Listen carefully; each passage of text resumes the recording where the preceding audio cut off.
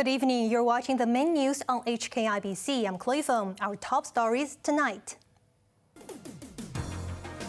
Hongkongers will have to pay at least 5% more for their electricity from January.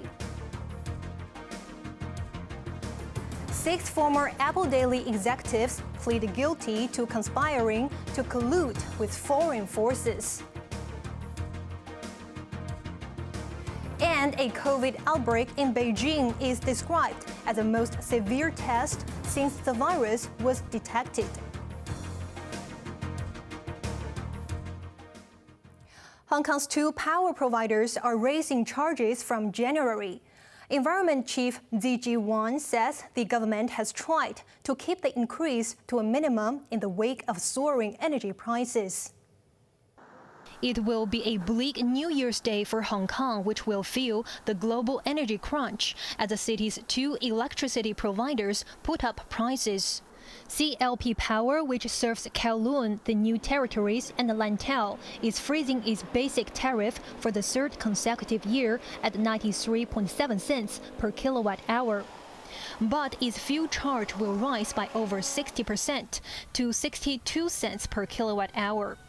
With the existing rebate, the price of $1.54.4 per kilowatt hour will be 6.4% higher than the current level.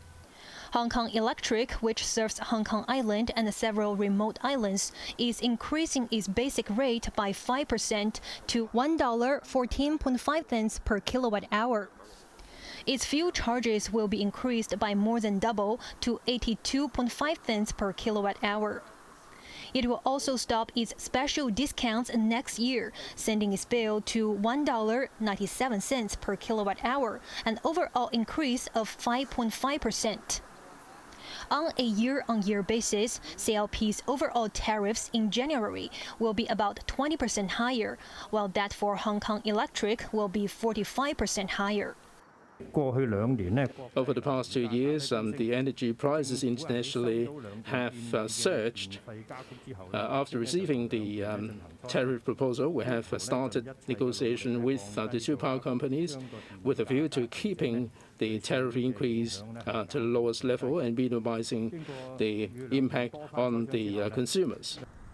CLP said it will start providing a special energy-saving discount of 93 cents per kilowatt hour next year for households which use less than 600 kilowatt hours within 2 months. Hong Kong Electric will provide $55 million to distribute food vouchers for grassroots families and subsidies for people living in subdivided flats. Consumers have hit out at having to pay more for a daily necessity. They say the new tariffs are higher than the rate of inflation and will add to the burden facing households as well as small and medium-sized businesses. World Green Organization Chief Executive William Yu told a radio show that many people may have to think of ways to cut down on electricity. Kenny Ng from the Kwai Chung Subdivided Flats Residents Alliance added that poorer households will bear the brunt.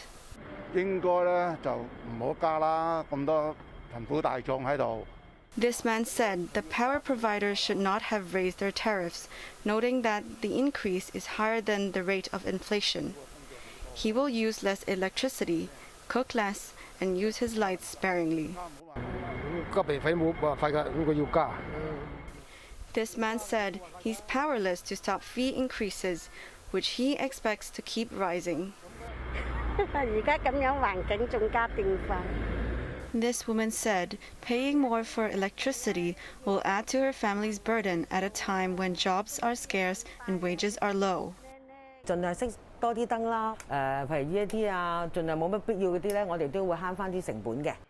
Things might be tougher for those who manage lighting shops.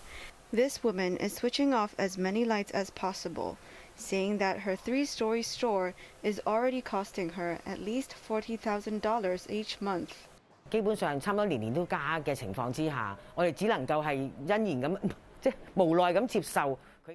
increase the price almost every year, and we are forced to accept it, she said. The latest increase will hurt small and medium-sized businesses the most, she added. 6 former senior staff members of the now-defunct Apple Daily have pleaded guilty to conspiring to collude with foreign forces. It's the first conviction of news editors and media directors under the Beijing-imposed national security law, which took effect 2 years ago. Joanna Ho reports.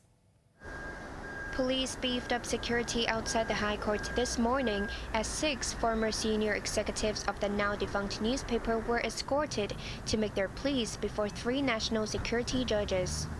They are former Apple Daily editor-in-chief Ryan Law, publisher Chen Kim-hong, executive editor-in-chief Len Man-chung, associate publisher Chen Pui-man, and editorial writers Yuan Chen-ki and Feng Wai-kong. The 6 had been charged with conspiring with their former boss Jimmy Lai, founder of the tabloid, and his 3 companies linked to the newspaper to endanger national security by colluding with foreign forces. They were also accused of having conspired to print, publish, sell, offer for sale, distribute, display, or reproduce seditious publications. The prosecution listed as evidence of seditious content over 160 articles which the 6 wrote, authorized, or published through the newspaper to urge foreign countries to go against, block, or impose sanctions on Beijing and the SAR government. The judges were told that the offenses were committed between April 2019 and June 2021 in a 2-year span before and after the national security law took effect. By pleading guilty to collusion, the group will receive a less severe penalty for the charge, which is punishable by up to life imprisonment. Lai, who denied the charge, will go on trial next Thursday. Mitigation and sentencing for his 6 former employees were adjourned until his trial is over. Some of them might be granted further remission as the court heard that some, including Zheng, would testify for the prosecution as tainted or immunized witnesses against Lai. Joanna Ho, HKIBC. The Department of Justice has directly filed an appeal to the city's top court against a ruling that allows British lawyer Timothy Owen to defend Jimmy Lai in his national security case. The department acted a day after the Court of Appeal upheld an earlier ruling to let the British lawyer defend Lai. A 3-judge panel ruled that letting Owen fight the case would not compromise national security. Lai faces 3 national security charges, including 2 counts of conspiracy to collude with foreign forces. New trains will go into service on the Kuntong line from Sunday. They will gradually replace trains that have been running for more than 40 years. Katrina Lau reports.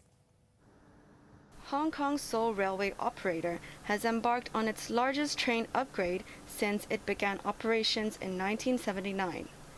The MTR Corporation spent $6 billion on 93 8-car trains manufactured on the mainland. Transport Services Director Jenny Yeung said the aim is to make traveling safer and better for commuters. The so-called M trains have been running since MTR services began. They will be replaced by Q trains, the first of which will start plying the Kuntong line on Sunday. The new fleet comes with improved seats, an LED lighting system, and added monitoring devices so that engineers can keep track from afar. All trains on the Kuntong line will be replaced by Q trains next year, while other urban lines will be upgraded gradually until 2029. Legislator Michael Tin urged the railway company to replace all M trains within 2 years, as they have been in service for more than 40 years. He added that the train upgrade project has already been delayed, and the MTR should speed up the process for the sake of safety. Katrina Lau, HKIBC. 9 people who took part in a protest in Chinsha-Zui 3 years ago have been convicted of rioting. They were charged with participating in a riot on the section of Nathan Road between Chinsha-Zui Police Station and Cheng Lok Street on October the 1st.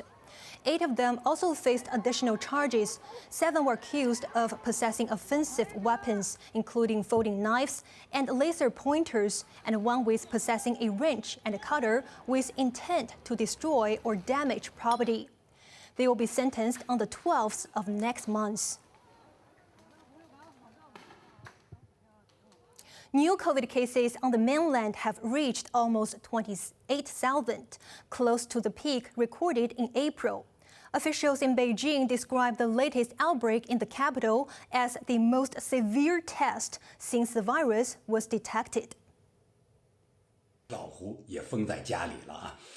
In a post on Weibo, Hu Xijing, the former editor-in-chief of state-run Global Times, said he has been locked down at his home in Beijing after one positive case was detected in his compound. In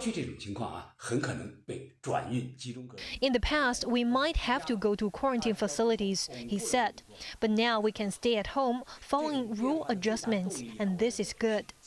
He noted that there are not enough resources for mass isolation, adding that it will be difficult to reach zero infections this winter.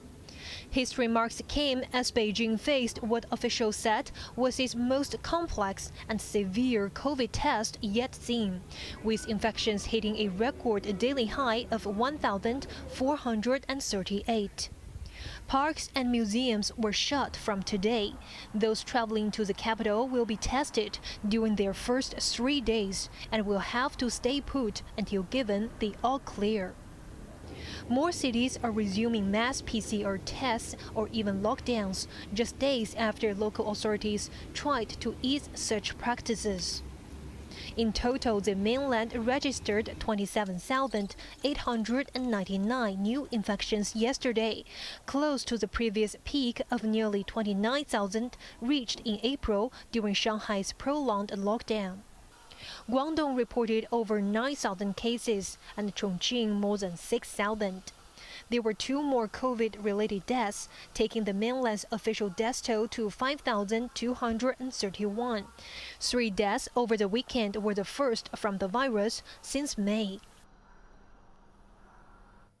A fire at a factory in Henan province has killed 38 people. It took over 200 firefighters 4 hours to extinguish the blaze, which was caused by illegal electric welding. Azam Khan reports. Firefighters rushed to the Keishinda trading company when flames leapt out of the chemicals and industrial goods factory in the mainland city of Anyang in Henan province. By the time the blaze was extinguished at around 8 last night, 38 workers, mostly women, were dead. 2 other people were admitted to hospital.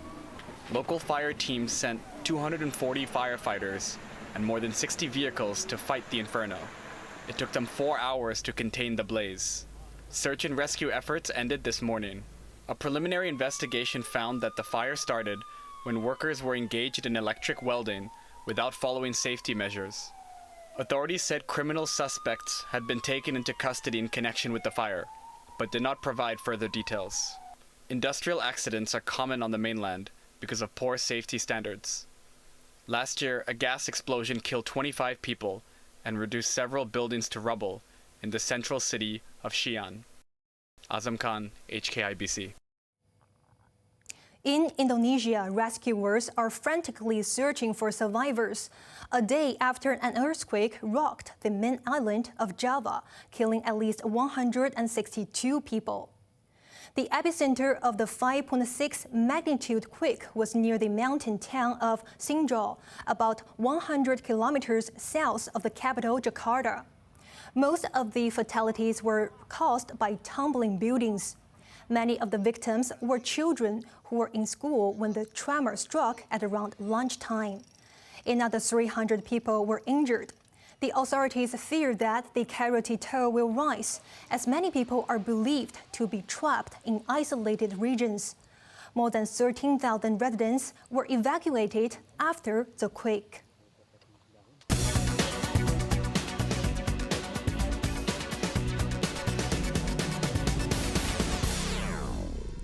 Hong Kong stocks have fallen for the 5th straight session as a rise in COVID cases on the mainland sparked fears that economic recovery may be derailed. The Hang Seng Index lost 1.3%, dragged down by tech stocks. E-commerce giant JD.com closed 4.4% lower. Alibaba gave up 4%. One of the biggest losers of the day was food courier Meituan, which plunged 8.3%.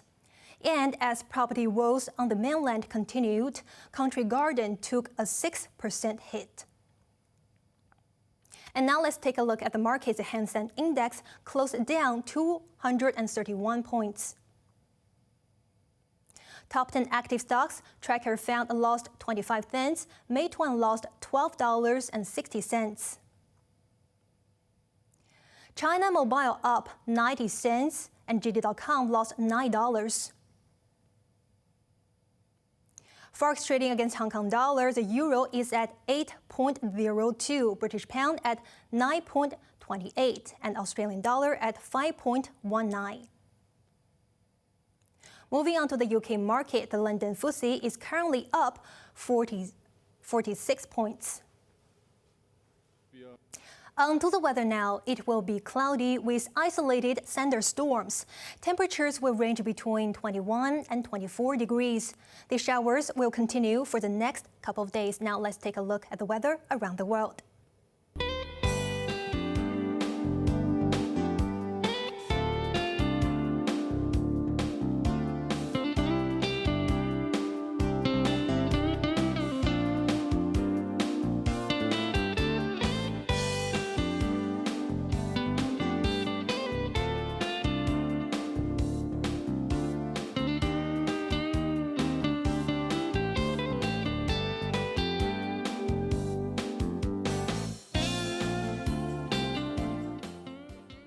That's our main news for Tuesday night. Join us for more news at 11. I'm Chloe Feng. Thanks for watching. Good night.